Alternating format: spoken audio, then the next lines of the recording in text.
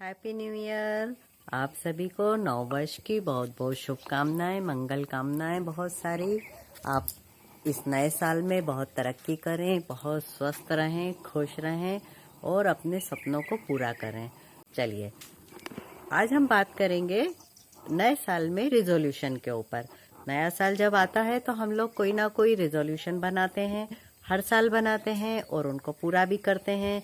आपने पिछले साल जो रेजोल्यूशन बनाए होंगे, हो सकता है उसमें से बहुत सी चीजें पूरी हो गई हों, बहुत सी चीजें बाकी रह गई हों जिन्हें पूरा करना रह गया हो। तो हम इसको आज नए साल में रिफ्रेश करेंगे और फिर एक नई उड़ान के साथ, नई उमंग के साथ उसको फिर से सेट करेंगे। अगर हमारा कोई रेजोल्यूशन लास्ट ईयर का रह गया है और अगर आपको लगता है कि ये हमको पूरा करना है, तो आप उसको इस साल के लिए भी फिक्स कर सकते हैं। और उसके बाद आपको किस तरह का रिजोल्यूशन लेना है उसमें मैं आपकी कुछ हेल्प करती हूँ। रिजोल्यूशन के लिए आपको सबसे पहला चाहिए कि आपको अपना छोटे छोटे कुछ गोल बनाने चाहिए जो आप नियमित तौर पे 365 दिन कर सके।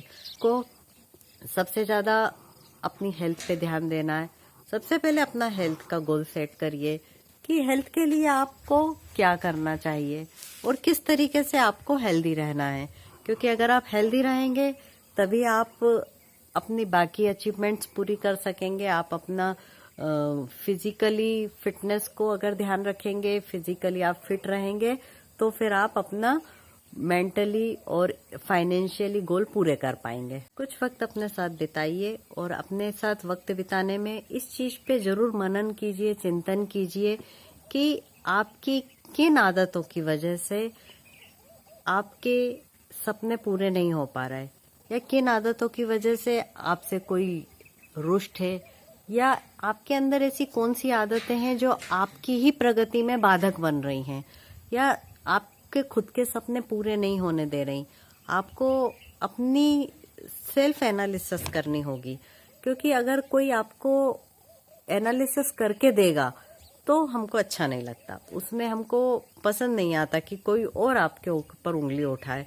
तो आपको खुद अपना सेल्फ एनालिसिस करके सेल्फ डिटर्मिनेशन करना होगा कि आपकी ऐसी कौन सी वो वजह हैं, ऐसी कौन सी आपकी आदतों में बदलाव लाना जरूरी है जिससे आप अपना हेल्थ का गोल पूरा कर सकें, आप अपनी फाइनेंशियल गोल पूरा कर सकें, फिजिकल फिटनेस रख सकें। इसके लिए आपको खुद से ही अपनी खुद की मदद करनी पड़ेगी। जब आप अपनी खुद की मदद करेंगे तब जाके आप उसको पूरा कर पाएंगे और तब जाके आप उसका एक सही रेजोल्यूशन सेट कर पाएंगे कि आपको क्या क्या चीजों में बदलाव करना है। हो सकता है आपका बोलने का ढंग किसी को पसंद ना हो सकता है आपका साफ बोलना, कुछ ज्यादा सच बोलना किसी को पसंद ना हो सकता है कि आप जिन लोगों के साथ उठते बैठते हैं उनको आपकी सोबत पसंद ना हो, या फिर आप बात बात पे जो चिड़चिड़ाते हैं, बात बात पे आपको जो गुस्सा आ जाता है, हो सकता है उससे भी कोई परेशान हो।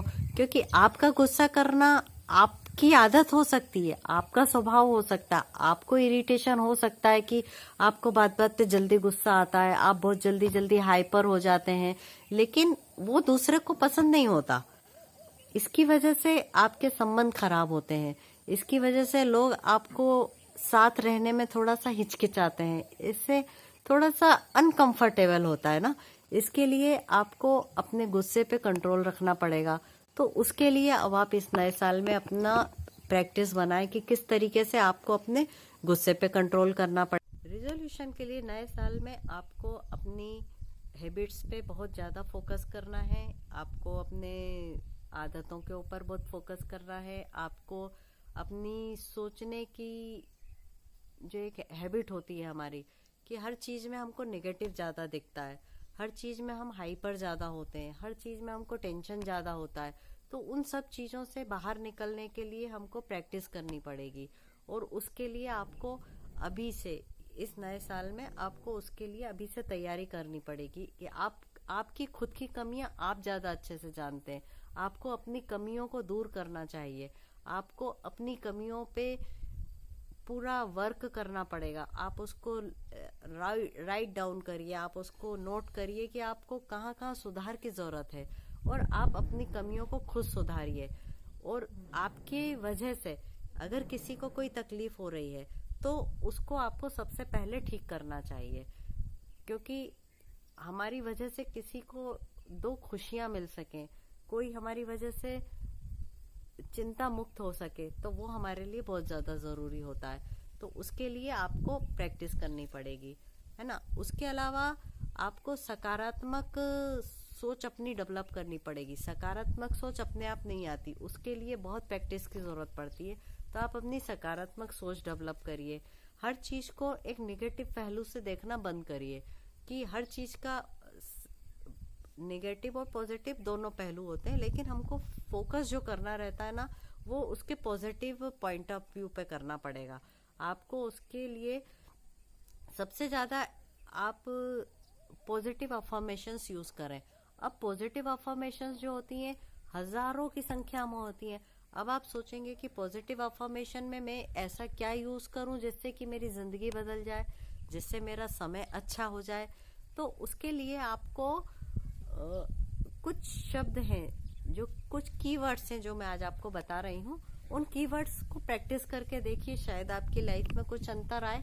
तो उसमें दो शब्द ऐसे होते हैं जो शब्द को यूज करें, क्योंकि वो दो शब्द ऐसे हैं जिनके पीछे पूरी दुनिया दीवानी है, जिनके पीछे उन दो शब्दों के ऊपर पूरी दुनिया घूम रही है। आज के टाइम में हर आदमी उस दो शब्दों के पीछे भाग रहा है, हर आदमी उन दो शब्दों में ही अपनी जिंदगी को फिट करने में लगा हुआ है। वो दो शब्द कौन से हैं? वो दो मैजिकल वर्ड्स हैं। उसमें है मैं हूं, ठीक है, मैं हूं।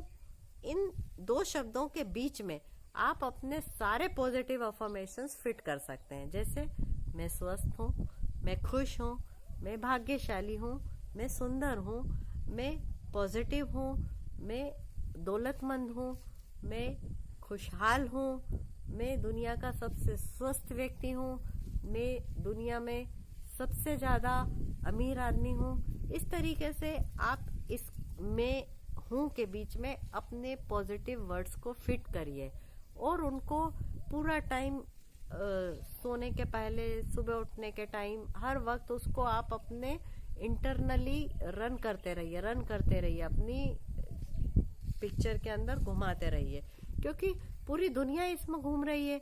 इस तरीके से आप अपनी लाइफ को पॉजिटिव रख सकते हैं, और पॉजिटिव रहकर आप अपने जीवन को खुशहाल, समृद्ध और सुखी बना सकते हैं, और अपने नए सपने तय करके, नए आयाम सेट करके आप उनको अचीव कर सकते हैं, उन तक पहुंच सकते हैं। और कोशिश कीजिए, आप जरूर सफल होंगे, और नया साल आपके लिए मंगलमय हो, सुख, समृद्धि, शांति, सफलता सब लेकर आए। आप सफलता के शिखर को चूमें। इसी के मंगल कामना के साथ मैं यहाँ पे अपना ब्लॉग खत्म करती हूँ। बाय बाय, जय हिंद, जय भारत, हैप्पी न्यू ईयर।